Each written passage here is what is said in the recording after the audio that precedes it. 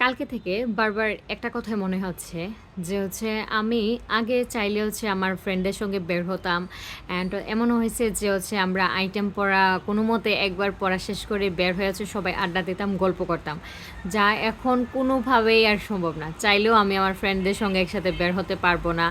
And internet শেষ হওয়ার এই মাত্র কয়েক মাস আর কারোর সাথে আমার দেখাই হয় নাই।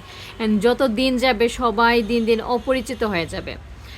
অ্যান্ড সবশেষে আমি একটা জিনিসই রিয়েলাইজ করলাম, সেটা আসলে লাইফ যখন এনজয় করার সময় আসে, যখন আপনার কাছের মানুষদের সঙ্গে আপনার মানে সময়গুলো স্পেন্ড করার সময় আসে, তখন মানে নিজের মানে কেরিয়ার বা সব কিছু চিন্তা করার পাশাপাশি এইগুলোও চিন্তা করতে হবে যে এই মানুষগুলোকে আমি আর কখনো পাবো না, বা এই লাইফ এনজয় করার সময়টা আমার আর কখনো আসবে না, এই মুহূর্তগুলো আমার আর কখনো ব্যাক করবে না। আমি চাইলেও এই মুহূর্তগুলো আর কখনো তৈরি করতে পারবো না।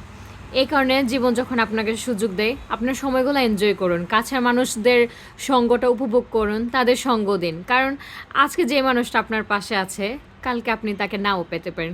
কালকে না ভাই, যা 1 ঘন্টা পরেও আপনি তাকে আর না পেতে পারেন।